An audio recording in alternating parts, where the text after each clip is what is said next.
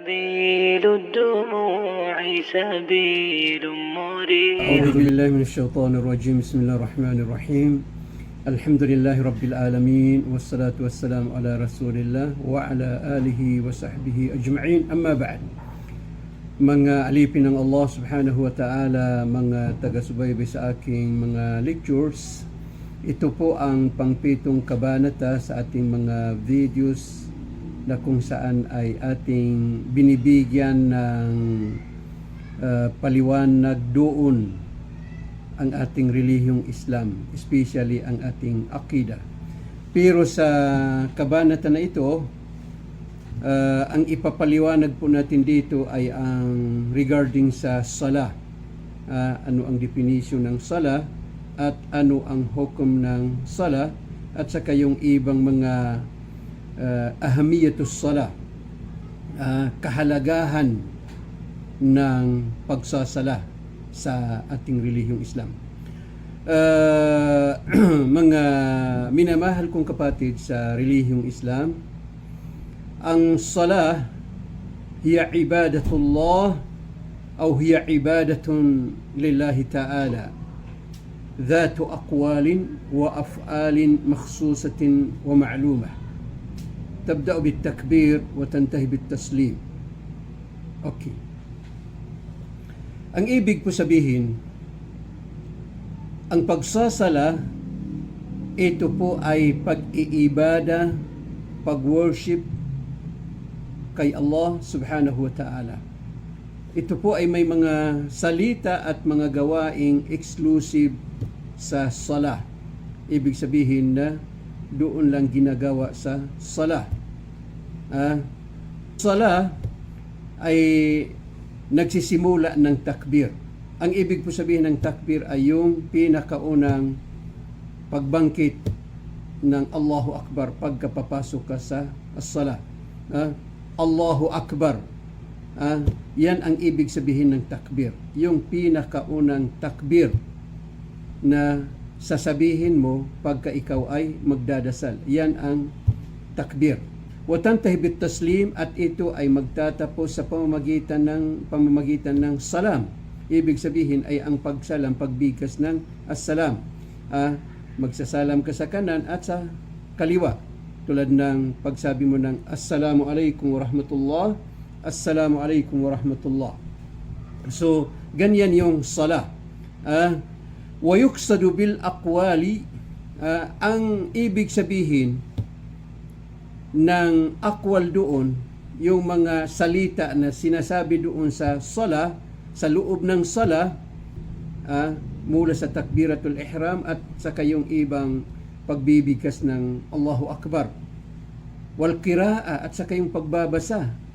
Babasahin mo yung istiftahus salah, and after that na yung suratul Fatiha, at pagkatapos ng suratul Fatiha na magbabasa ka ng isang sura o di kaya ay aya o mga aya sa Quran. At saka yung kasama pa dyan yung mga tasbihat, yung tasbih sa ruku, tasbih sa sujud, at yung tasbih sa pagitan ng sa al-jilsatu bayna as-sajdatain, yung pag-upo sa pagitan ng dalawang sujud. So, yan ang ibig sabihin ng mga akwal, mga salita na babasahin sa loob ng salah o during ikaw ay nagdadasal. At saka yung iba pa dyan. Wa amal aqwal fahiya al-qiyam wal-ruku was-sujud wa ghayriha aw wa ghayruha.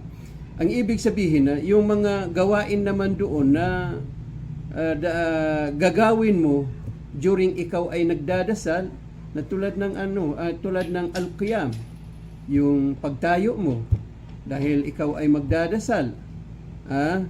Tapos yung ruku, yung pagruruko, ibig sabihin ng pagruruko, yung pagyuyuko. Tapos yung sujud, yung pagsusujud mo o pagpapatirapa mo. At saka yung iba pa dyan. Kasi marami pang hindi nabangkit dyan. So, yan po ang ibig sabihin ng af'al.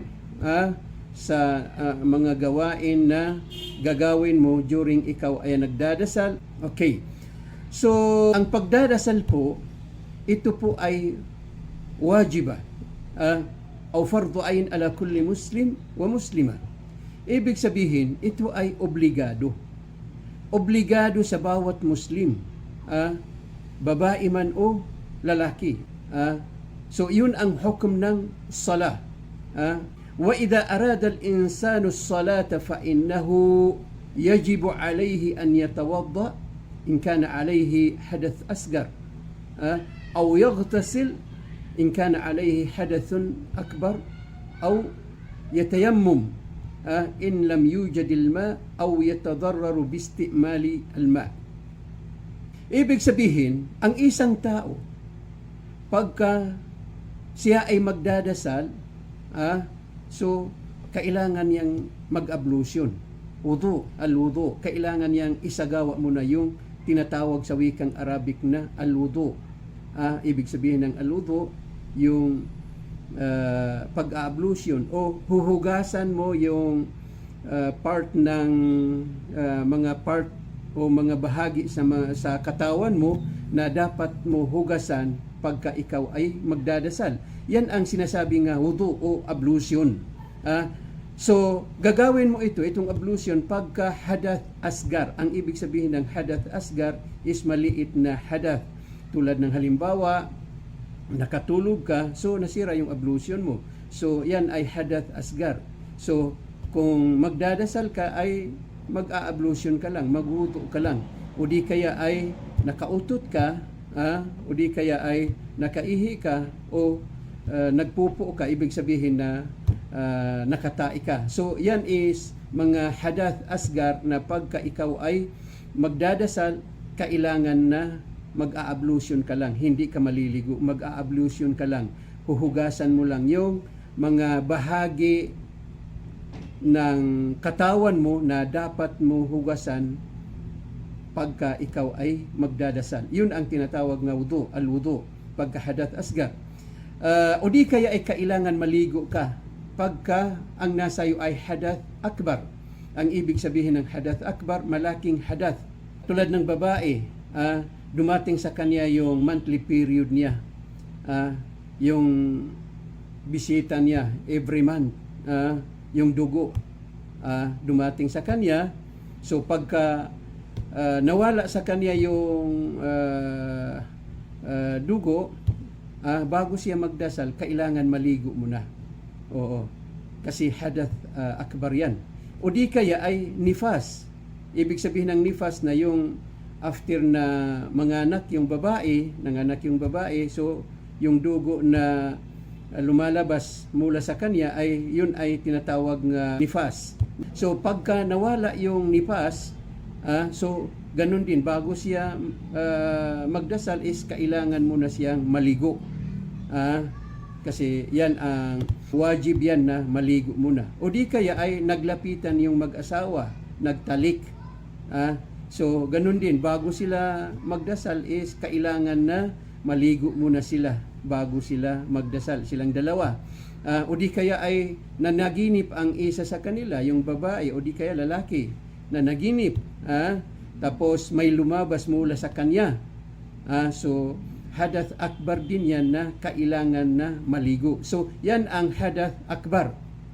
Pagka hadath akbar ang nasa isang tao, so bago siya magdasal is kailangan muna siyang maligo.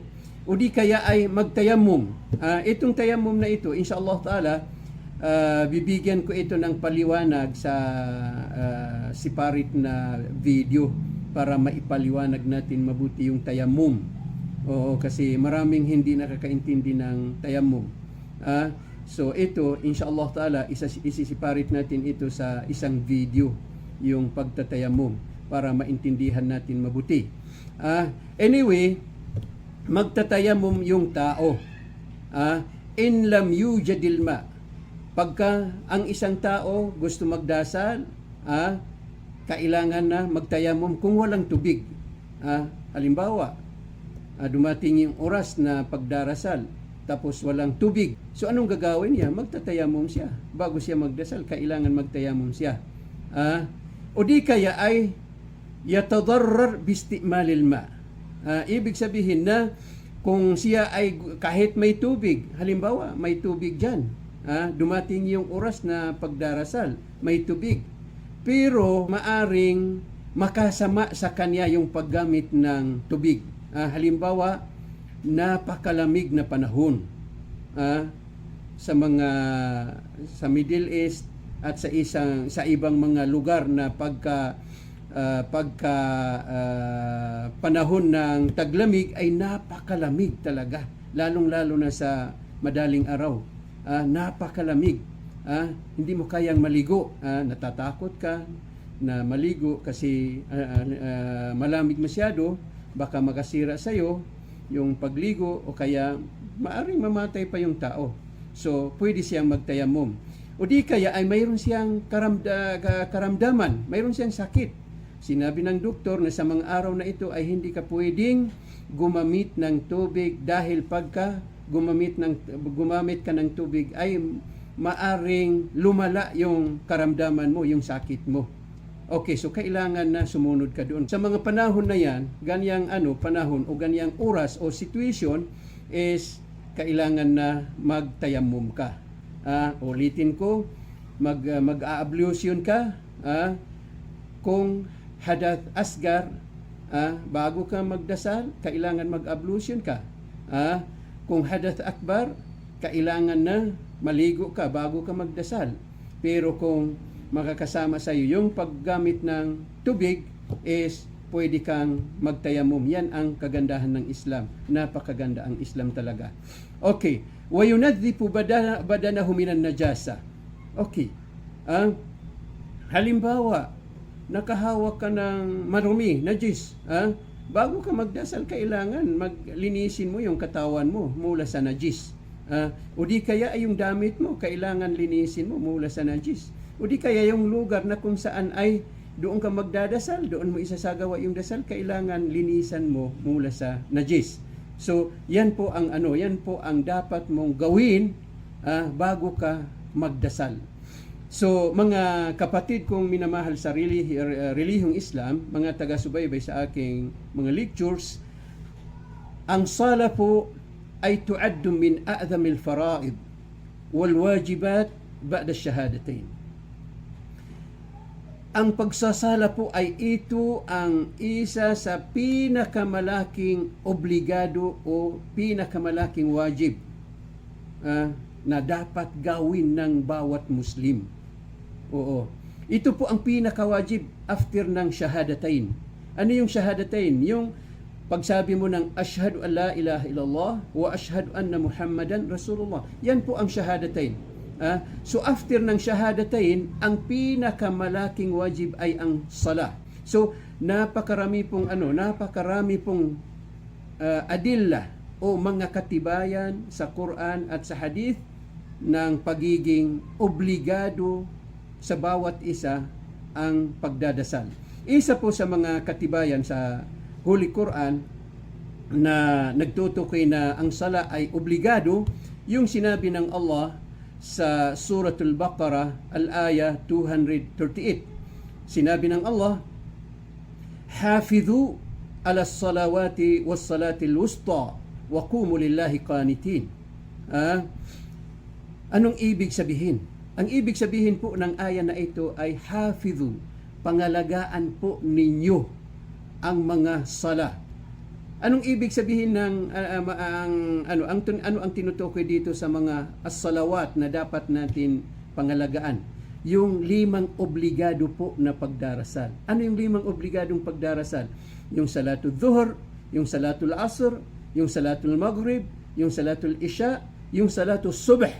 Ito po ang 5 obligadong dasal na hindi po pwedeng isatabi mo ito. Kasi obligado po ito sa iyo kahit ano pang situation, kahit ano pang situation mo, kailangan na isagawa mo ito dahil ito po ay obligado. Hindi mo pwedeng sabihin na hindi, mamaya mo na ito o ganito o bukas na lang. Hindi. Obligado po yan sa bawat isa.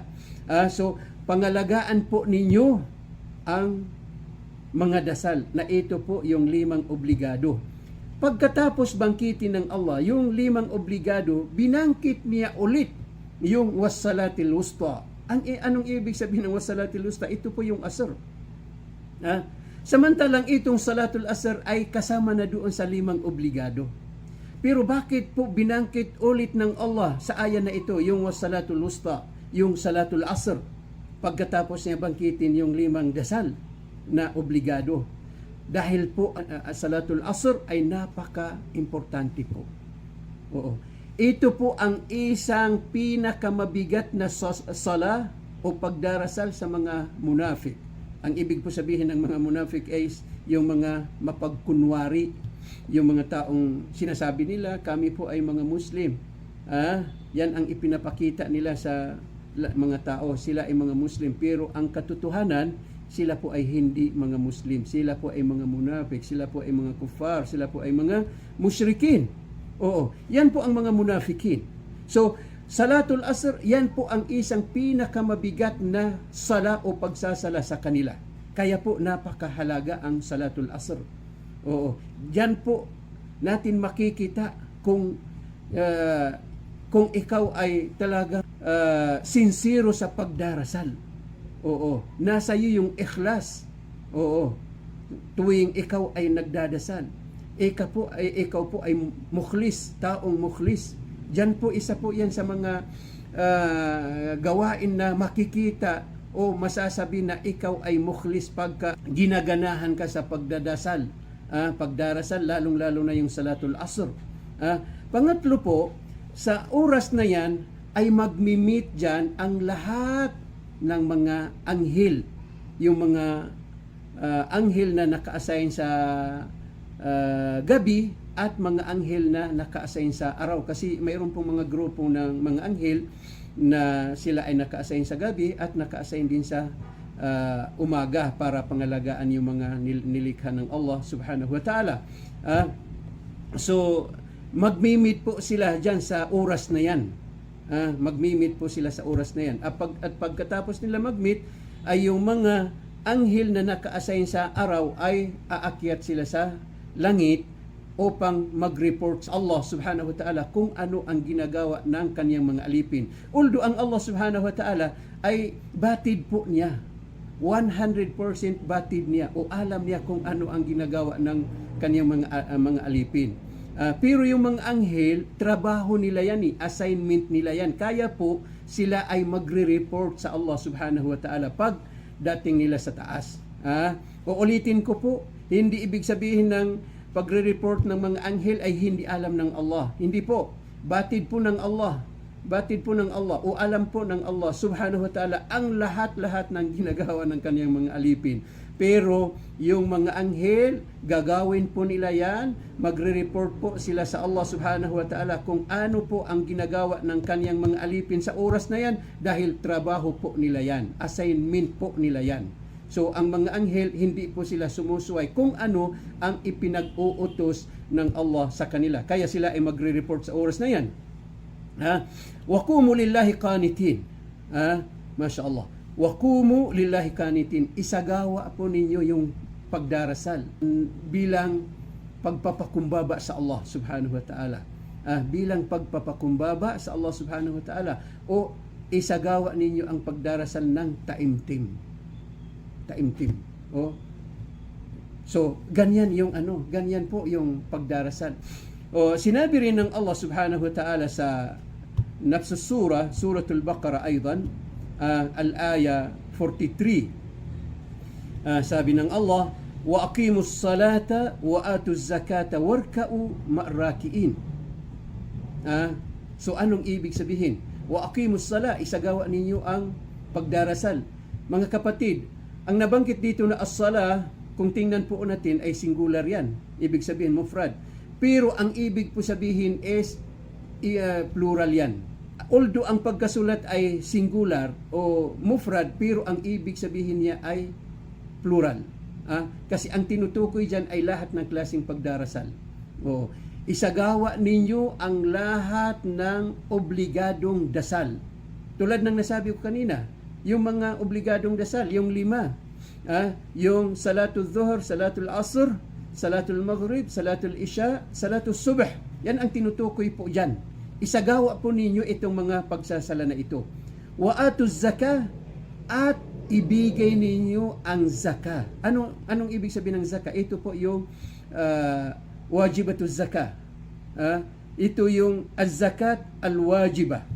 Ito po yung az-zakat al-wajibah.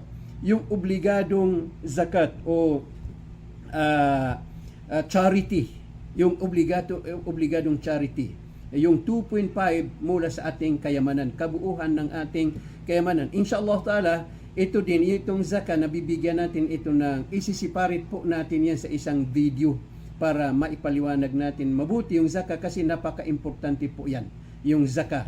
Insyaallah ta'ala, sa susunod na mga episode ay ipapaliwanag natin dyan yung zakat. Warka'u ma'arrakiin, at magyuko kayo kasama yung mga taong nakayuko. Anong ibig sabihin? Isagawa po ninyo ang pagdarasal kasama ng mga taong nagdadasal. So ito po ay dalil na yung salatul jamaah is wajibah. Oo. Ito po ay itong aya na ito ay isa sa mga aya na nagtutukoy na yung pagsasala salatul jamaah is wajibah. So sa pamamagitan ng dalawang aya na ito ay masasabi natin na ang pagdarasal ay wajib. Obligado po sa bawat Muslim, lalaki man o babae. Hindi po natin pwedeng isatabi ang pagdarasal. Oo, kasi yan po ay obligado sa lahat ng mga Muslim. Yan po ang definition ng sala at hukom ng sala. Okay. Ngayon po mga kapatid, kung minamahal sa relihiyong Islam, ang bibigyan po natin ng isang discussion dito ay yung tinatawag sa wikang Arabic na ahamiyatus sala. Ang ibig po sabihin ng ahamiyatus sala ay ang kahalagahan ng pagdarasal fil Islam, sa relihiyong Islam. So ito po ay marami. So magbabangkit po tayo magbangkit tayo ng 6 dyan kasi marami po ang mga kahalagahan ng pagdarasal sa ating relihiyong Islam. So ang pinakaunang babangkitin po natin dito ay yung as-salatu hiya imaduddin alladhi la yaqumu ad-dinu illa bihi, ay illa bihadal amud. Ang ibig po sabihin, isa ito sa kahalagahan ng dasal. Intindihin po natin ito mabuti. Para makapagbigay ito ng encouragement sa ating lahat para hindi natin nakakaligtaan yung pagdarasal.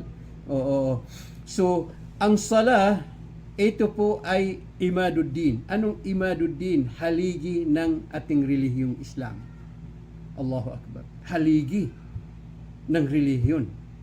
Alladhi la yaqumu hadha ad-din illa bihadha al-amud. Ibig sabihin, pagka ikaw ay hindi nagdadasal, hindi mo po naipatayo ang relihiyon mo.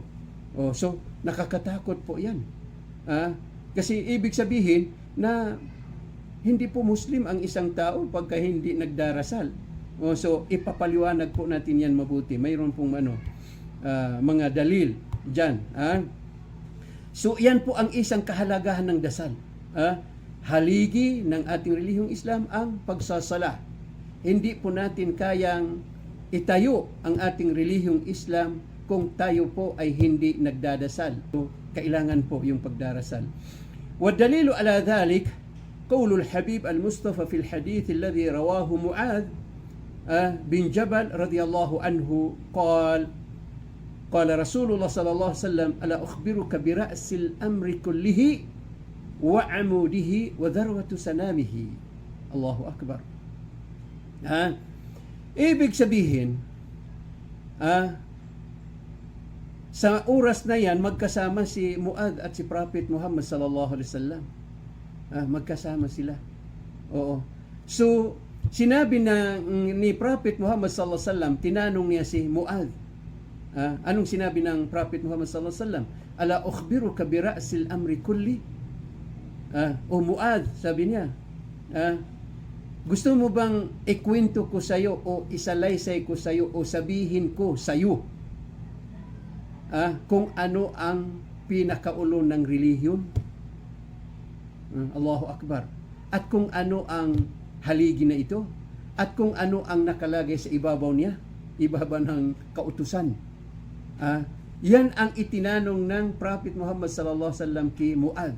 So, ang sinabi ni Muad, qultu, ibig sabihin sinabi ko, sabi ni Muad bin Jabal radiyallahu ta'ala anhu, bala ya Rasulullah. Anong ibig sabihin? Bala ya Rasulullah. Bakit hindi ya Rasulullah? Opo. Sabihin mo sa akin, ikwento mo sa akin kung ano ang pinakaulo ng kautusan, mga kautusan.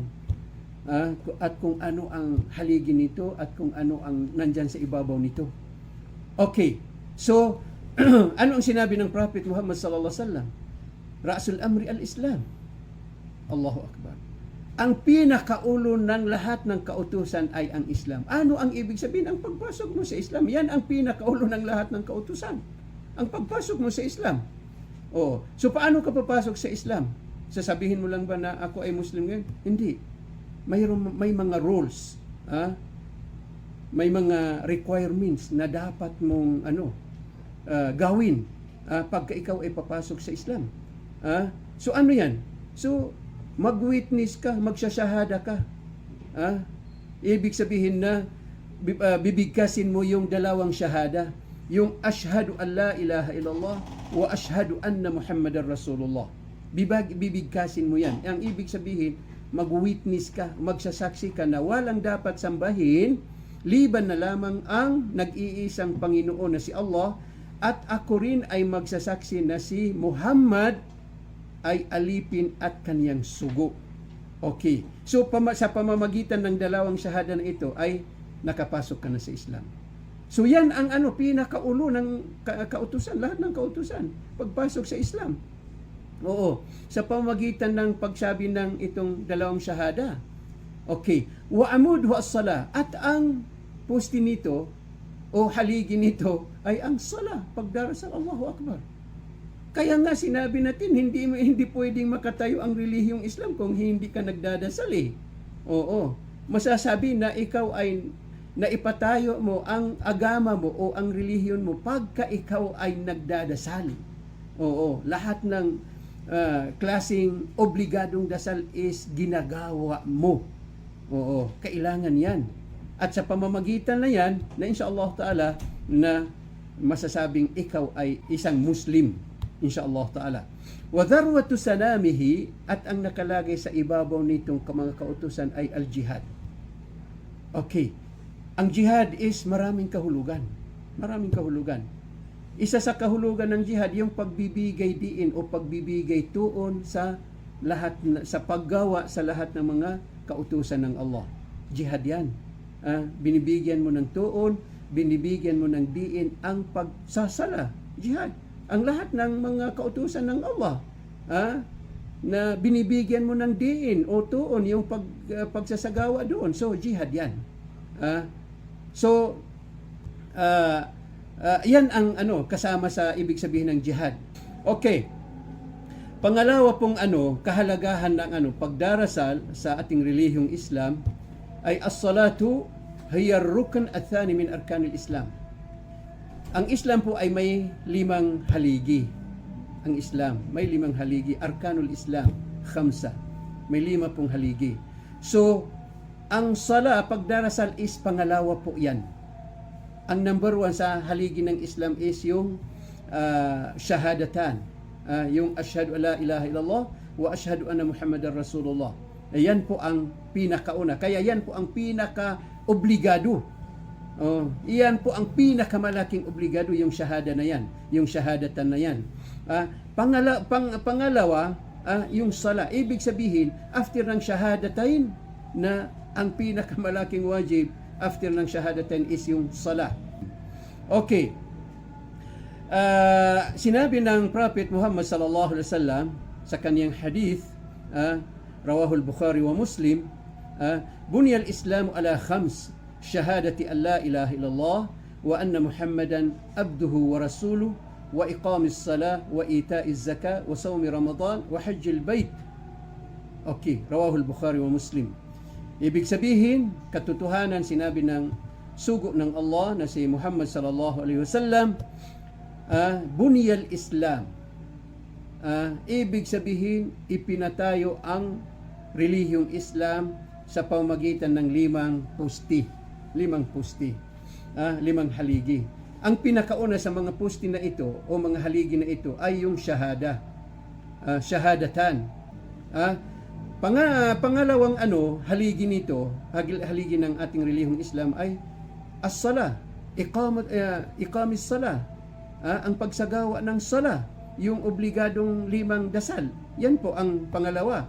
Pangatlo ay yung zakah, az-zakatul wajibah, yung obligadong charity, yung 2.5 mula sa ating kayamanan, mula sa kabuuhan ng ating kayamanan. Pang-apat sa haligi ng Islam ay wasawmi Ramadan, ang pag-aayuno po sa loob ng buwan ng Ramadan. Ito po ay 29 days or di kaya ay 30 days.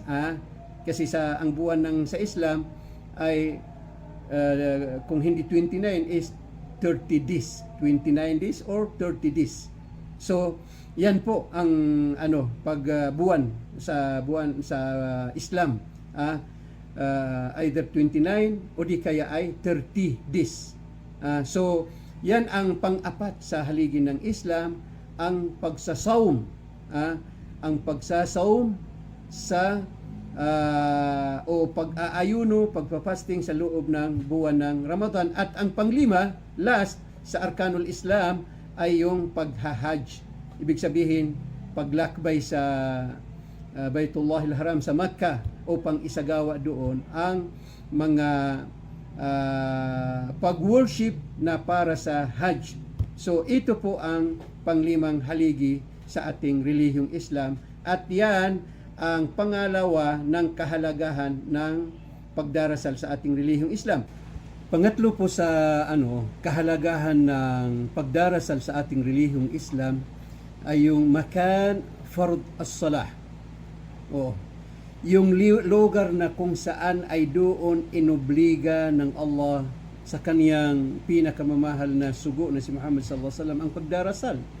Kasi ang pag-obliga ng Allah sa sala ay kakaiba sa lahat ng mga kautusan ng Allah subhanahu wa ta'ala, sa lahat ng mga ibadah. Kasi ang lahat ng pag-iibada ay dito po inobliga. Dito po nangyari sa ibabaw ng lupa yung pag-obliga doon ng Allah subhanahu wa ta'ala. Samantala ang dasal ay hindi po dito sa ibabaw ng lupa nangyari yung pag-obliga sa dasal. Kasi doon po sa langit, noong mag-mi'raj si Prophet Muhammad sallallahu alaihi wasallam na kasama ni Anghel Gabriel, yung malaika na si Jibril alayhi salatu wassalam, kasama siya ni Prophet Muhammad sallallahu alaihi wasallam noong siya ay mag-mi'raj. So doon po inobliga ng Allah kay Prophet Muhammad sallallahu alaihi wasallam ang sala doon sa langit. Noong mag-mi'raj si Prophet Muhammad sallallahu alaihi wasallam o umakyat si Prophet Muhammad sallallahu alaihi wasallam sa langit.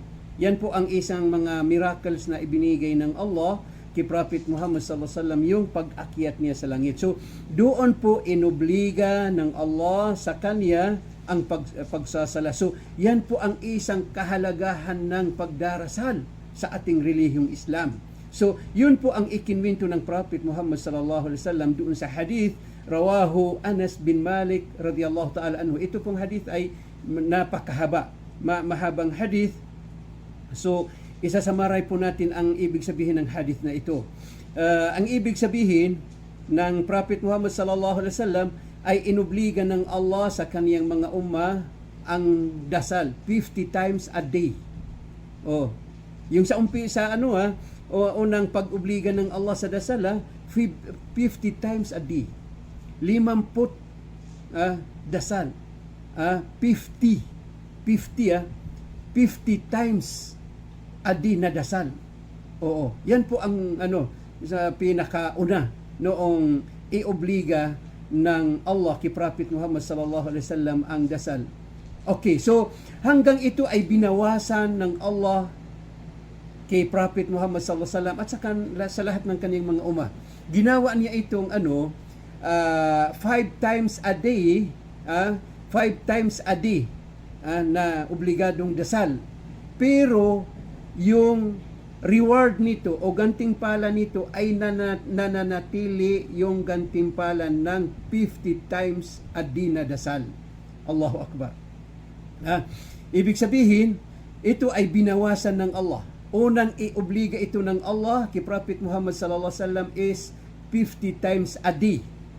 So dahil ito ay hindi kaya ng mga umma ni Prophet Muhammad sallallahu alaihi wasallam at bilang syafaqah, rahmah ng Allah sa kaniyang mga umma, ay binawasan niya ito sa kanila, ginawa niyang 5 times a day. Imbis na 50 times a day na dasal, so binawasan ng Allah, ginawa niyang 5 times a day, pero yung gantimpala o reward nitong na nananatili yung reward ng 50 times a day na dasal. Allahu Akbar. Ganyang kahalaga yung pagsasala sa ating relihiyong Islam. Yan po ang pangatlo ng kahalagahan ng pagsasala sa ating relihiyong Islam. Pang-apat po, na Allahu yamhu al-khataya biha ay bis-salah. Yan po ang pang-apat ng kahalagahan ng pagsasala sa ating relihiyong Islam. Ibig po sabihin ay ang Allah, buburain po niya ang mga kasalanan o mga pagkakamali. Al-khataya, mga kasalanan. Ito po ay buburain ng Allah sa pamamagitan ng pagsasala, sa pamamagitan ng 5 times a day na dasal. Kung ito ay ginagawa mo, kapatid, sister, lolo, lola, mga anak, kung ito ay ginagawa mo, yung 5 times a day na dasal, yung salatul zuhur, salatul asr, salatul maghrib, salatul isya, salatul subh, kung ito ay ginagawa mong taimtim, bilang pagpapakumbaba sa Allah subhanahu wa ta'ala, sincero ka sa pagsagawa nitong mga dasal na bangkit, ay ang Allah subhanahu wa ta'ala is buburain niya ang mga pagkakamali mo at mga kasalanan mo. Insyaallah ta'ala, buburain ng Allah sa pamamagitan nitong mga salah, itong 5 times a day na salah, obligadong dasal. Pagka ikaw ay ginagawa mo ito na ikaw ay sincero sa pagsagawa nito. Yan po ang pang-apat na kahalagahan ng pagdarasal sa ating relihiyong Islam. May hadith po, rawahul Bukhari wa Muslim, an Abi Hurairah radhiyallahu anhu, anna Rasulullah sallallahu alaihi wasallam qala, annahu sami'a Rasulullah, وفي حديث بكر وفي حديث بكر أنه سمع رسول الله صلى الله عليه وسلم يقول أرأيتم لو أن نهرا بباب أحدكم يغتسل منه كل يوم 5 مرات هل يبقى من درنه شيء؟ قالوا لا يبقى من درنه شيء قال فذلك مثل الصلوات الخمس يمحو الله بهن الخطايا. Allahu Akbar. Ang ibig po sabihin ay si Prophet Muhammad sallallahu alaihi wasallam, sinabi niya sa kaniyang mga sahaba, kasi ito sa harap ng kaniyang mga sahaba, doon niya sinabi itong hadithi. Sabi niya, ara'aytum law anna nahran bibabi ahadikum. Ano kaya sa palagay ninyo? Sabi ng Prophet Muhammad sallallahu alaihi wasallam doon sa mga sahaba niya, ano kaya sa palagay ninyo kung ang isang malaking sapa ay nakalagay sa harap ng pintuan ng isa sa inyo?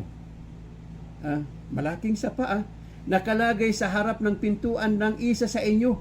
Yaghtasilu minhu kulla yawmin 5 marrat. At siya ay naliligo doon ng 5 bisis sa isang araw. Isang araw, naliligo siya doon ng 5 bisis sa isang araw. Hal yabqa min darnihi shay? Ano kaya? Mayroon bang matitira sa dumi ng kaniyang katawan? Mayroon pa bang maliit na bagay na maliliit sa dumi ng kanyang katawan. Oh. Tanong yan. Tinanong yan ng Prophet Muhammad sallallahu alaihi wasallam doon sa kanyang mga sahaba. Anong sinabi nila? Qalu la yabqa min darnihi shay. Ya Rasulullah, la yabqa min darnihi shay. Walang matitira na dumi sa kanyang katawan kahit maliit. Oo. Kung ang isang tao ay may tubig doon, may malaking sapa doon sa harap ng pintuan niya, tapos siya ay naliligo doon ng 5 bisis sa isang araw, wala nang matitira. Wala nang matitira sa dumi ng sa katawan niya. 'Yun ang sinabi ng mga sahaba ni Prophet Muhammad sallallahu alaihi wasallam noong sila ay tanungin sila ng Prophet Muhammad sallallahu alaihi wasallam. So, sinabi ng Rasulullah noong marinig niya 'yun sa mga sahaba na 'yun ang isinagot nila, qala fadhalika mithlu salawatil khams. Ganyan yung 5 obligadong dasal. Pagka ito ay ginagawa ninyo, buburain niya lahat ang mga kasalanan ninyo. Yamhullahu bihinna al-khataya. Buburain ng Allah sa pamamagitan nitong 5 obligadong dasal na ginagawa ninyo. Buburain ng Allah ang mga kasalanan ninyo. Allahu Akbar. Mga kapatid, ano pang hinihintay natin? Oo, kayo. Masasabi ba ninyo na wala kayong kasalanan? Wallahi al-azim. Lahat ng tao nagkakasala po. So ito po ang solusyon dyan. Isagawa natin ang dasal na sincero. Oo, taimtim. Na tayo ay nagpapakumbaba sa Allah subhanahu wa ta'ala. Sincero po. Oo, tayo sa pagdarasal, sa pagsasagawa ng dasal na ito. Para po tayo ay mahalin ng Allah subhanahu wa ta'ala at patawarin po niya tayo, burain po niya ang lahat ng ating mga kasalanan. Wala na po tayong hinihintay. Mga kapatid, halina kayo, lahat kayo. Isagawa po natin ang dasal na tayo ay sincero sa pagsagawa nito para makamit po natin ito gantimpala o reward na binangkit ng Prophet Muhammad sallallahu alaihi wasallam sa hadith na ito. Panglima po na kahalagahan ng sala sa ating relihiyong Islam, as-salatu hiya awwalu ma yuhasibu Allahu al-'abda alayhi yawm al-qiyamah. Allahu akbar. Anong ibig sabihin? Ang pinakauna po na bibilangin o lilitisin sa mga gawain ng alipin ng Allah doon sa kabilang buhay, ang sala. Allahu Akbar. Kaya po, kailangan po na pagbutihin po natin ang pagdarasal. Oo. Gawin po natin ito na bilang ibig sabihin na tayo ay sincero. Tayo ay mga mukhlisin sa Allah subhanahu wa ta'ala sa pagsasagawa nitong dasal. Oo. Kasi yan po ang makakatulong sa atin. Yung dasal na ginawa natin na tayo ay sincero doon. Maganda yung intention natin doon. So yan po ang makakatulong sa atin. So ito po ang pinakaunang lilitisin ng Allah sa lahat ng ating mga gawain sa kabilang buhay. Pagka pumasa tayo dito, insyaAllah ta'ala, nagtagumpay po tayo. Kaya po, sinabi ng yung katuloy ng hadith na ito, sabi ng Prophet Muhammad sallallahu alaihi wasallam, inna awwala ma yuhasabu bihi al-'abdu yawm al-qiyamati min amalihi salatuhu fa in saluhat faqad aflaha wa anjah wa in fasadat faqad khaba wa khasira. Allahu akbar. La ilaha illallah. Ang pinakauna katotohanan, sabi ng Prophet Muhammad sallallahu alaihi wasallam, ang pinakaunang lilitisin sa mga gawain ng alipin doon sa kabilang buhay ay ang kaniyang sala. Yan po ang pinakaunang lilitisin o bibilangin sa lahat ng mga gawain ng alipin doon sa kabilang buhay. Yan po ang pinakauna, yung sala niya. Fa in saluhat faqad aflaha wa anjah. Pagka nagsaksis ito dito, ibig sabihin mabuti yung sala niya, pumasa yung sala niya, maganda yung sala niya, yung pagdarasal niya is maganda, na isagawa niya ito na siya ay sincero sa pagsagawa nito ay faqad aflaha wa anjah. Ibig sabihin, katotohanan na siya ay nagtagumpay at pumasa. Allahu Akbar. Allahu Akbar, mga kapatid, mga lolo, mga lola, mga anak, mga sisters, mga brothers. Oo, ito po, ganyan po kahalaga ang pagdarasal sa ating relihiyong Islam. Oo, yan po ang pinakaunang lilitisin sa lahat ng ating mga gawain. Pagka pumasa po ito, insya Allah Ta'ala magtatagumpay po tayo. Papasa po, insya Allah Ta'ala, ang lahat ng ating mga gawain. Wa in fasadat faqad khaba wa khasira. La ilaha illallah. At pagka itong sala ay sira, ibig sabihin hindi pumasa yung sala mo, dahil kahit nagdadasal ka ay pagpapakitang tao, riya, so sira yung pagdadasal mo. Oo. So pagkasira yung pagdadasal mo, na khaba wa khasira, ibig sabihin na nalugi po. Oo. Matatamo po niya ay yung tunay na pagkalugi. Oo. Bakit tunay na pagkalugi? Dahil pagka hindi pumasa yung sala niya, ibig sabihin yung sala niya ay mga sira yung pagdasa, mga sala niya, dahil lahat ng sala niya ay pagpapakitang tao, hindi po maganda yung intention niya doon. So, sira yung dasal niya. Hindi po papasa yung dasal niya. So, kaya siya ay talagang magsisisi. Oo. Pero yung pagsisisi niya, wala pong maitutulong sa kanya. Kalugihan po ang matatamo niya doon. Tunay na pagkalugi. Oo. Tunay na pagkalugi. Okay. فَإِنِ انْتَقَصَ مِنْ فَرِيضَتِهِ شَيْءٌ قَالَ الرَّبُّ عَزَّ وَجَلَّ انظُرُوا هَلْ لِعَبْدٍ مِنْ تَطَوْعٍ فَيُكَمَّلُ بِهَا مَنْ انْتَقَصَ مِنَ الْفَرِيضَةِ ثُمَّ يَكُونُ سَائِرُ عَمَلِهِ عَلَى ذَلِكَ. Allahu Akbar. Kaya kailangan din natin yung mga sunna na dasal, mga kapatid. Yung mga voluntaryo na dasal, hindi lang yung obligado na dasal. Pati yung mga sunna, kailangan din natin. Oo. Kasi tingnan natin itong haditho. Itong hadis sa bandang huli. Sabi ng Prophet Muhammad sallallahu alaihi wasallam, فَإِنِ انْتَقَصَ مِنْ فَرِيضَتِهِ,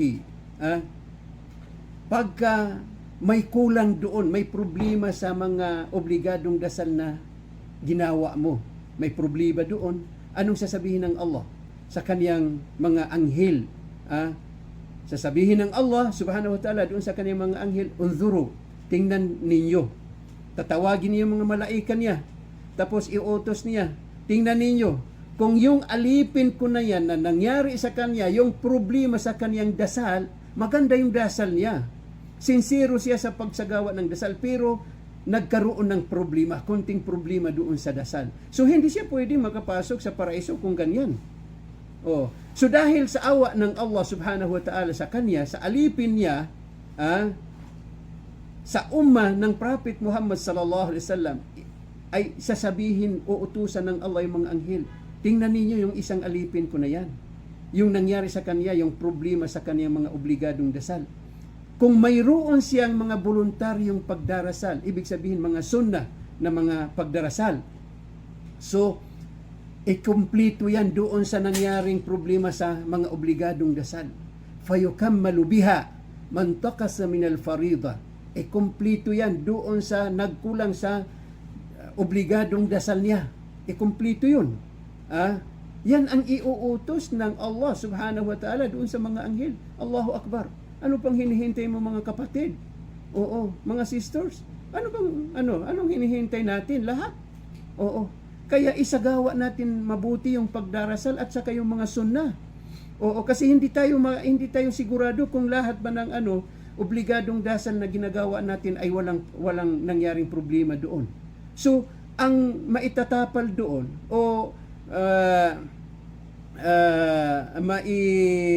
maiko-cover doon kung may nangyaring problema ay yung mga sunna na at mga dasal nating voluntaryo, yung mga sunna natin. Yan ang maikukumpleto doon. Kaya gawin po natin ng mabuti ang pagdarasal at damihan din natin ang ating mga sunnah, mga voluntaryong dasal. thumma yakunu sa'iru amalihi ala dhalik. At pagkatapos ay lahat ng mga gawain niya ay ganyan ang mangyayari. So Allahu Akbar. Mga kapatid, tulad ng paulit-ulit kong sinasabi, ano po ang hinihintay natin? Gawin po natin ang pagdarasal ng mabuti at damihan din natin ang mga sunna na dasal. So, yan po ang isa o panglimang kahalagahan ng pagdarasal. Pang-anim po na kahalagahan ng pagdarasal sa ating relihiyong Islam ay as-salatu hiya babul falah. Allahu Akbar. Ito po ang pang-anim. At dito natin po tatapusin itong kabanata na pang-pitong kabanata. So next inshallah taala sa pang-walong kabanata, ang ipapaliwanag po natin dito ay ang kabutihan ng salah, fadlus salah. Okay. So pang-anim po sa kahalagahan ng dasal sa ating relihiyong Islam ay ang salah hiya babul falah. Allahu Akbar. Ang pagsasala, yan po ang pintuan ng tagumpay. Tagumpay dito sa mundo at doon sa kabilang buhay. Oo. Dahil pagka marami kang dasal na ginagawa mo yung mga obligadong dasal at marami kang mga sunna, mga voluntaryong dasal, insyaallah ta'ala bubuksan po ng Allah yung baraka, yung kanyang blessing mula sa langit at mula sa lupa. Tagumpay po yan. Tagumpay dito sa mundo at tagumpay doon sa kabilang buhay. Dahil pagka doon sa kabilang buhay, pagdating mo doon, tulad ng nasabi natin kanina, na ang pinakaunang lilitisin sa iyo, sa lahat ng mga gawain mo ay yung sala. At pagka pumasa yung sala mo, ay insyaallah ta'ala magtatagumpay ka po. Makakamit mo yung tunay na tagumpay na yan yung pagpasok sa paraiso ng Allah subhanahu wa ta'ala. Kaya po, tinawag na ang sala ay yan po ay pintuan ng tagumpay dito sa mundo at doon sa kabilang buhay. Ito po ang pang-anim. Kaya po, huwag po natin sayangin ang pagsasala. Dahil ang pagsayang ng sala ay parang sinayang mo ang lahat ng relihiyon mo. وَضِيَاؤُهَا ضِيَاءٌ لِلدِّينِ كُلِّهِ. Allahu Akbar. Ang pagsayang sa pagsasala ay parang ang sinayang mo na ay ang relihiyon mo. Kasi huwag mo kalimutan, so yung doon sa pinakaunang kahalagahan ng pagdarasal na yan ang haligi ng ating relihiyong Islam, yung pagsasala. Kaya po, pagka sinayang mo yung pagsasala, parang sinayang mo na yung relihiyon mo. Okay. Fa'an Jabir bin Abdullah radiyallahu ta'ala anhuma, قال رسول الله صلى الله عليه وسلم بين الرجل وبين الشرك والكفر ترك الصلاة رواه مسلم لا إله إلا الله. Ito po ang sinasabi ko kanina Oo. Na pagka yung tao hindi nagdadasal, siya ay hindi na po Muslim Oo, kafir. Oo. Sinabi ng Prophet Muhammad sallallahu alaihi wasallam ang pagitan ng rajul. Ang ibig sabihin ng rajul dito ay Muslim. Rajulan akana am imra'a. Muslim na lalaki o babae. Yan ang ibig sabihin ng rajul dyan. Pagitan ng Muslim, lalaki man o babae at sa yung shirk at sa kayong kufr ay yung tarkus sala. Pag-iwan ng sala. Oo. So, ibig sabihin na pagka ikaw ay hindi nagdasal, hindi ka na po Muslim. Yan po ang sinabi ni Sheikh bin Baz, rahimahullah subhanahu wa ta'ala. Oo. Kafir po. Itong kufr na nabangkit dito at shirk na, shirku akbar o di kaya ay kufr akbar. Oo. Yan ang ibig sabihin ng hadith na yan. Ayon sa sinabi ni Sheikh bin Baz, kufr akbar. Shirk akbar o di kaya kufr akbar. So, sa madaling salita, ayon sa sinabi ni Sheikh bin Baz, rahimahullah, na pagka ang isang tao hindi siya nagdadasal, siya po ay kafir. Huwag po kayo magalit kasi ang sinasabi natin ay ang katotohanan. Yan po ang katotohanan. Sinasabi ko po ito bilang pagmamahal sa inyo.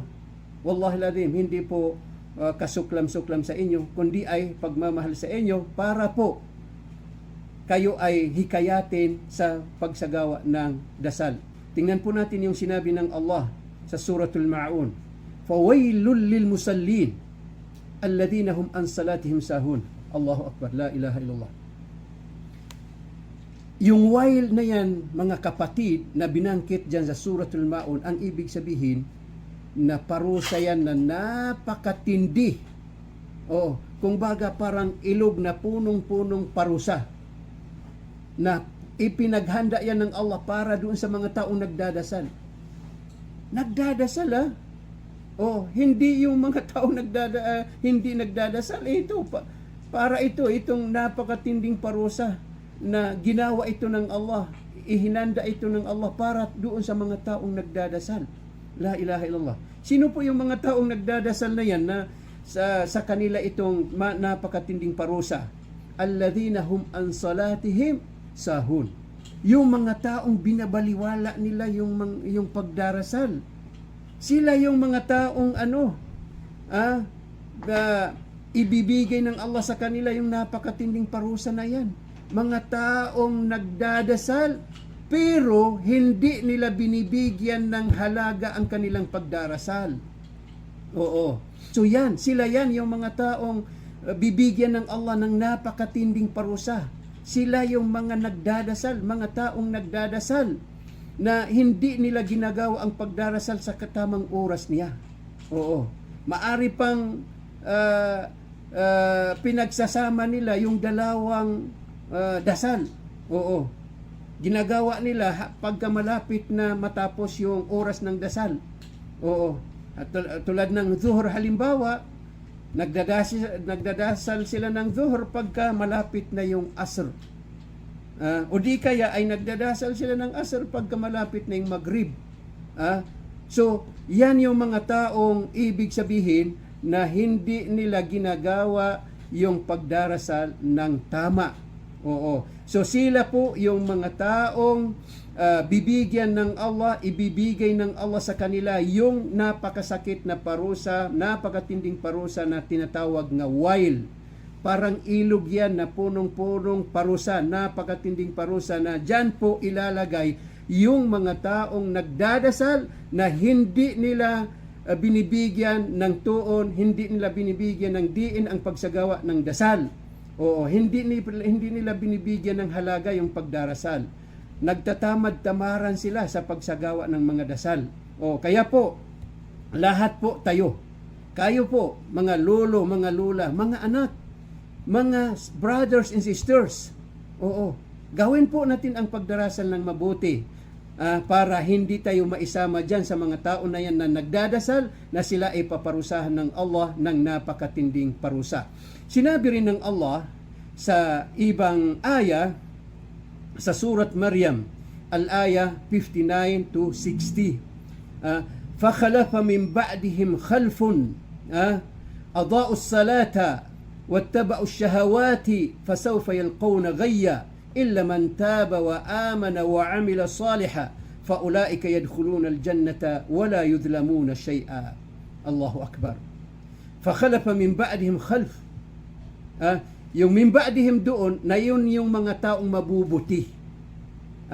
Yun yung mga taong mabubuti, tunay na sumasampalataya sa Allah, ginagawa nila yung mga kautusan ng Allah ng maganda.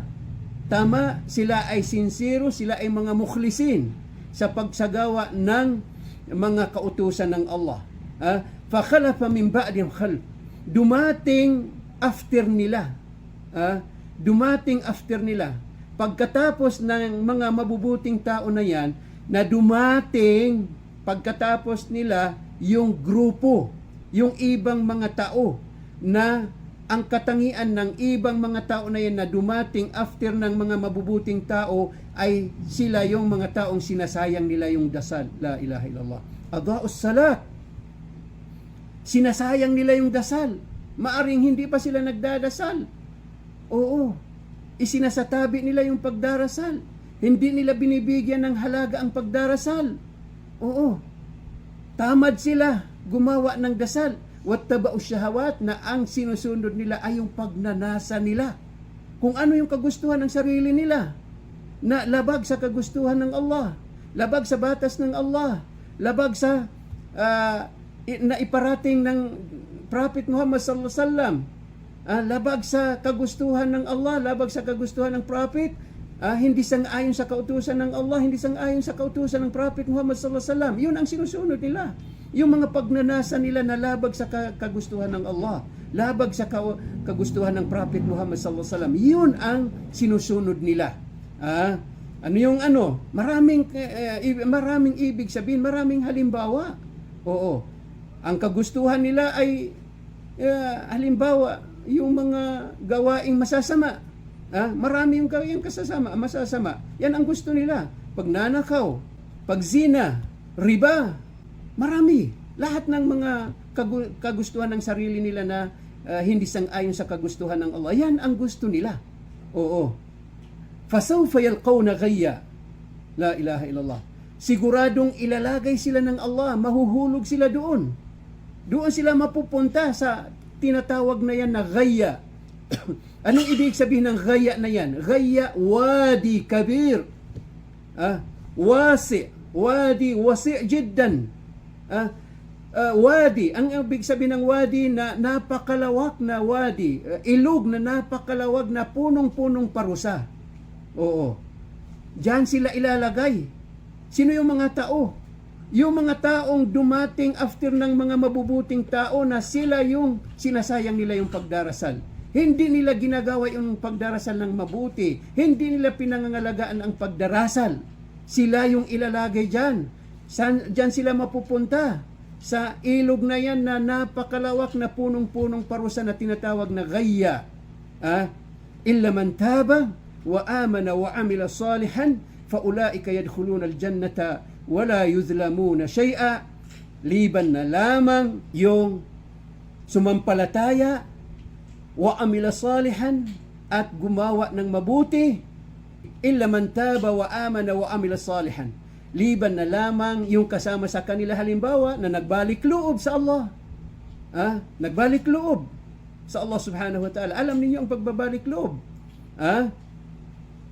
Nagbalik loob at sumampalataya sa Allah ng tunay na pagsampalataya, wa amila salihan at gumawa ng mabuti. Okay. Yan lang ang exempted dyan. Una, nagbalik loob sa Allah subhanahu wa ta'ala na tunay na pagbabalik loob. Sumampalataya sa Allah ng tunay. Ibig sabihin ng sumampalataya, ginawa niya ang lahat ng mga kautusan ng Allah. Oo. Wa amila salihan, gumawa ng mabubuting gawain. Fa ulaika yadkhuluna aljanna. Yung mga yan na papapasukin sila ng Allah, papasok sila sa paraiso biidnillah. Sa pamagitan ng pahintulot ng Allah. Makakapasok sa paraiso ng Allah, wala yuzlamuna shay'a, na hindi sila dadayain ng kahit gaano kakunting klaseng pangdaraya.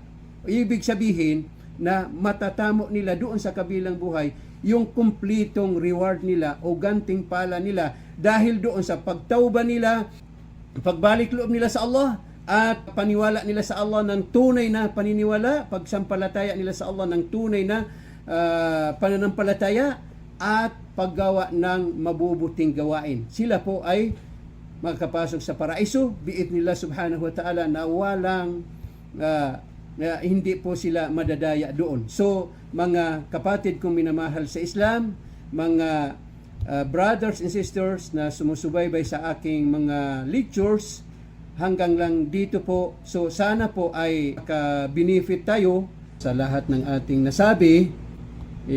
Magawa po natin ang lahat ng mga kautusan ng Allah na tayo ay sincero at inshallah ta'ala tayo ay gawin yang mga tao na mabubuti, na walang ginagawa liban na lamang sa kaniyang kagustuhan, pagsunod sa kaniyang mga kautusan at pagtalima o pagtanggap ng buong pagtanggap sa lahat ng ipinarating sa atin ng kaniyang pinakamamahal na sugo na si Prophet Muhammad sallallahu alaihi wasallam.